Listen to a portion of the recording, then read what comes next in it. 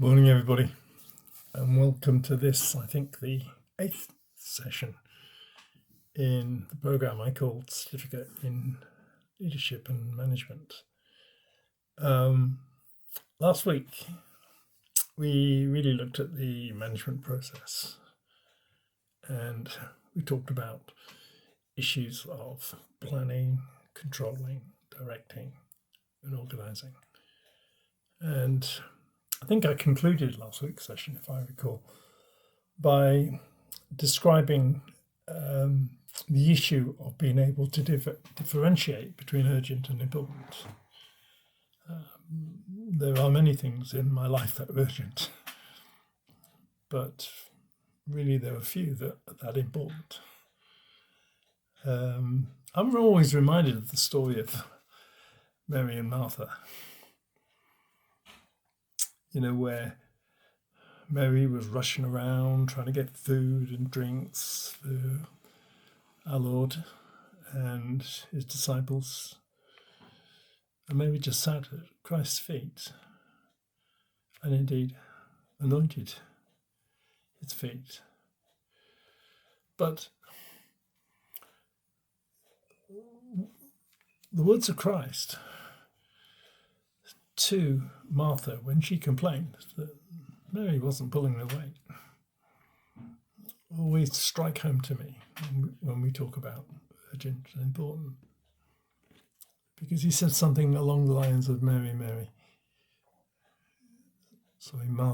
Martha, remember only one thing is necessary.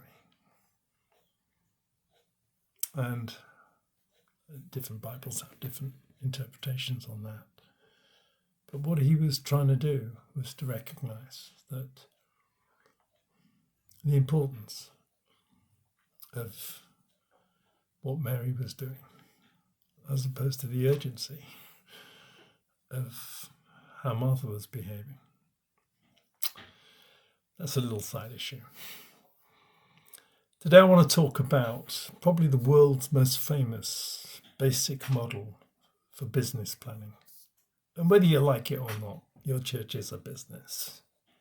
You're in the business of saving souls. You're in the business of evangelism.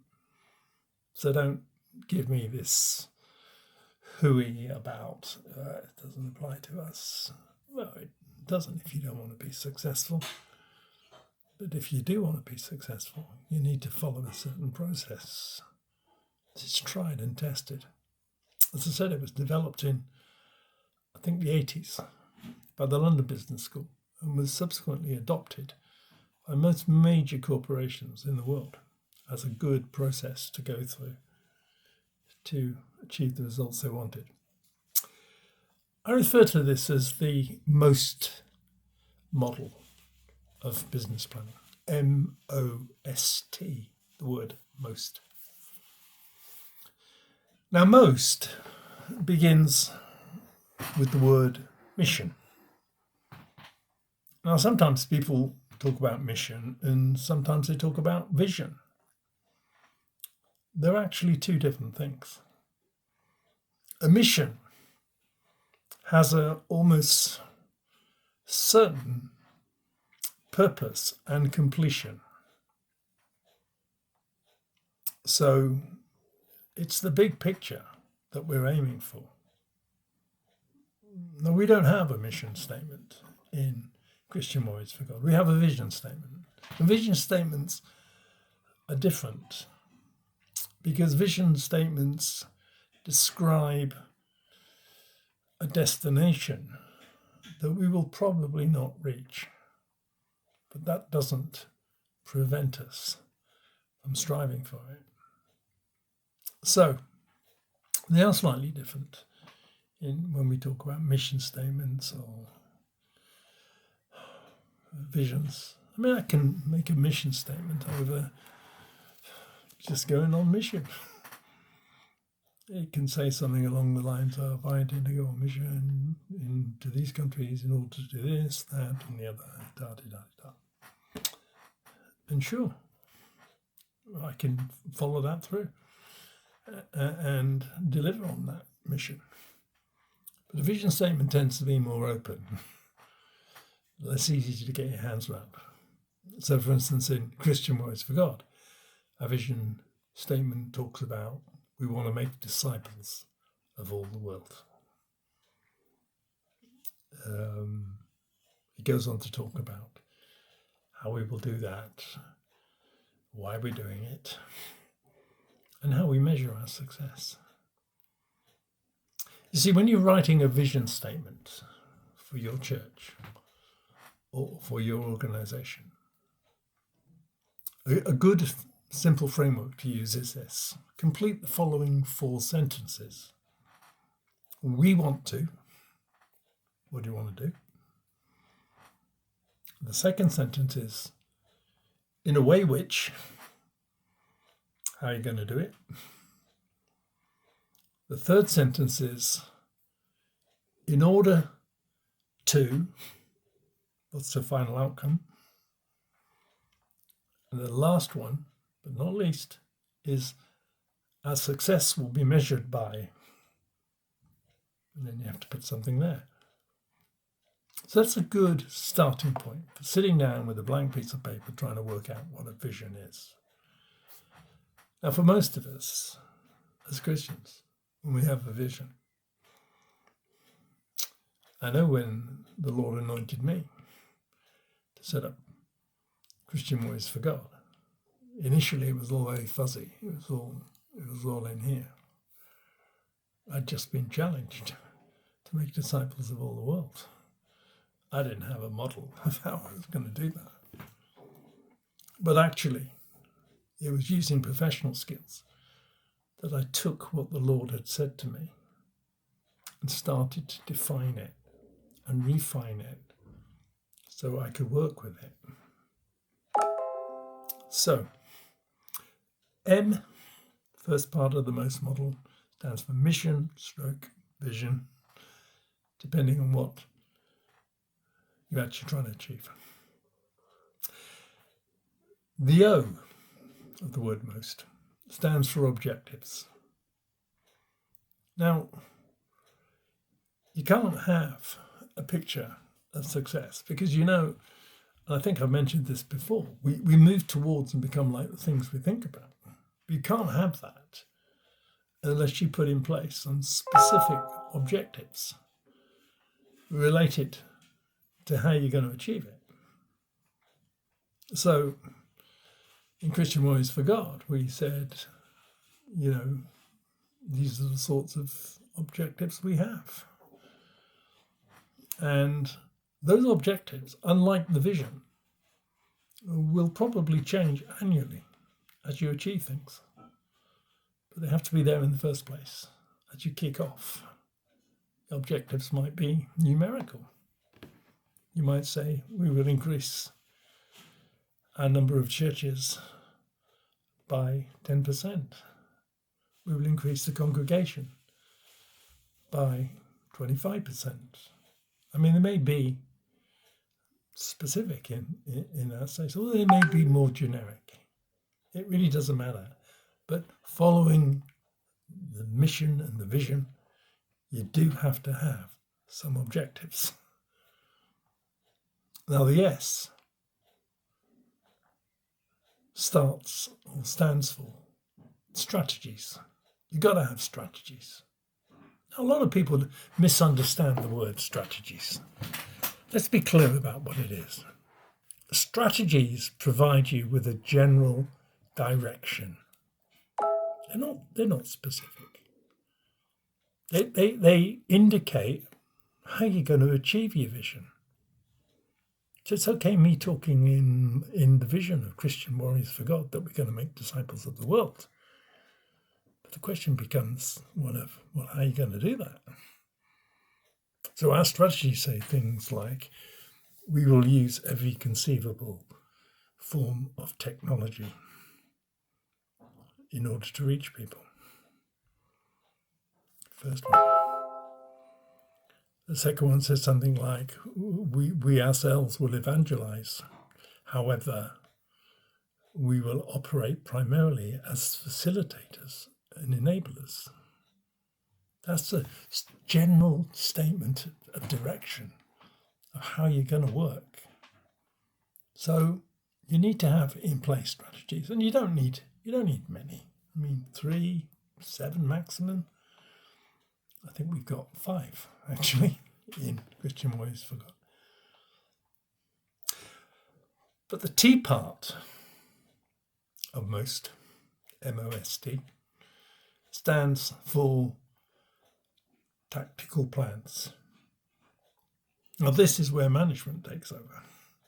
You see, you need leaders to develop vision and mission, to set overall big picture targets, to define your strategies. Leaders do that. But at the T stage, tactical plans, leaders have to pass this down to individual managers and leaders, and they have to convert it into tactical plans, like we talked about last week: plan, control, direct, and organize. Now, the critical issue here with tactical plans is you may have 6, 7, 10, but they are all plans to take up your strategies and apply them to your way forward. They need to be detailed, very detailed, because we talked about last week about the issue of control. It's no good having plans if you don't have control. So they're going to want to specify who is going to do, what are they going to do, when are they going to do it, how are they going to do it. Because these are things that make the plans measurable. And without measurement, we may as well not be doing it, because we'll never know where we are. So I'm using a rational-based model here, how to grow our ministries, how to grow the church by using the best skills that we can take from the business world. They do it and get success and results. Most churches do not do it. And quite frankly, well, I can only talk about my own country. I think in part that's why we're in decline. It's only a contributor, but I think that's part why we're in decline. Because we don't run them professionally like leaders and managers. We think just knowing, I glanced at my Bible there, just knowing that book is enough. It isn't enough. We have to be able to turn our other God-given talents by using processes like this, like the MOST model, to apply ourselves to make sure we get the results that we want. Because remember what I said, we move towards and become like the things we think about. If we don't have them written down, I mean, we have them on the front page of our website, because I want everybody to see what it is we're looking for, where we're moving towards. Now, next week I'm going to talk specifically about problem solving and decision making. But I just want to make one point now, which is the issue of using data. And I will repeat this next week, but it needs to be said in relationship to what we're talking about, which is the business planning process. The quality of the data you use, the quality of it, will proportionately affect the quality of your decision making and ultimately your results.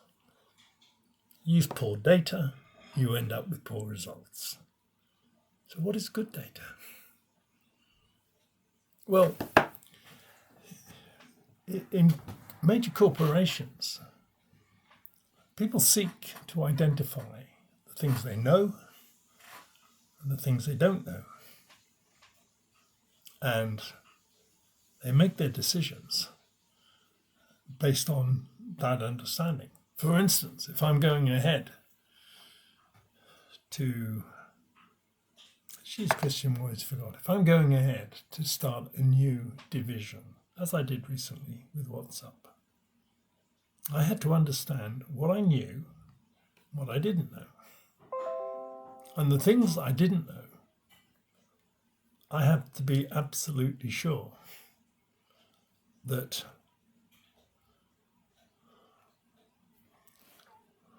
they were discovered, found out, and there were no uncertainties. Because uncertainties are going to cause you a problem. There's a concept in managing data called triangulation. Triangulation, 3 points of a triangle. It says that essentially when you're trying to confirm something that's true, it's a fact, you look for 3 separate indicators that suggest it. And then you can be pretty sure that if you can find those 3 separate indicators, that you're actually using good quality, valid, reliable data. Well, if you can't,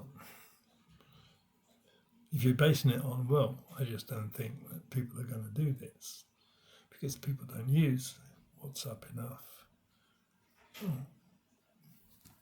Where's the evidence for that? I mean, when we made the decision to form a WhatsApp division, it was based on hard data. We know that 80% of our clients, WhatsApp is a major, major vehicle to them. Far more than Facebook. Far more. I mean, it's free to use. They can call people. It's fraught when we looked at it with difficulties. You can't control it or manage it like you do a Facebook group. But the benefits outweighed the disadvantages. And we found evidence from different sources to support that. So, quite a short session today. The most model mission stroke vision. Objectives, generalized. Okay, at a high level, you're a leader, you're making generalized objectives. So when I set up Christian Warriors for God, my generalized objectives was to reach at least 100,000 people in year 1. Now, as it happened, in year 1 we reached over 256,000 people. So at the end of the year, I was able to go, tick, done that one. Where do we go from here? So objectives change, but you have to have big generalized objectives to start with. We talked about strategies. Strategies are about your general direction, how generally you're going to work. You need to think those things through. You need to have tactical plans. Who does what by when? Now, last of all, I mentioned the importance of managing data. Data is no good unless it's both reliable and validated. Reliability often comes from the source. Validation comes from seeking it, the same sort of result, same sort of answer, from several sources. Triangulation was 3 sources, a concept used a lot in research. I know many of you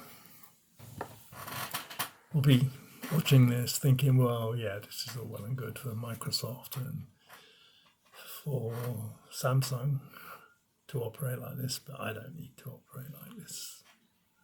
Well, no, you don't.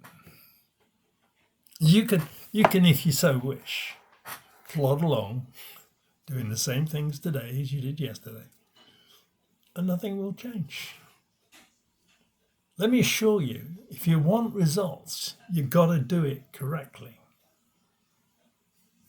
Now, if you're just saying, I ain't going to do this because God will provide, well, I'll say to you, God is providing. He's given you some resources that Christian Boys forgot to try to improve the way you do things. We're trying to make leaders and managers out of pastors who are basically administrators and Bible readers, because we want to make them effective and efficient. The choice is yours. I'd like to thank you for this fairly short session today. Be a little bit longer, I suspect, next week, because I'm actually going to look on at how do you solve problems and make decisions. We touched on some of it today. We're going to have specific problems to solve. I mean, at the moment, in Christian Warriors for God, we've got a major problem with Facebook. Facebook has changed. They've changed all the rules of the game.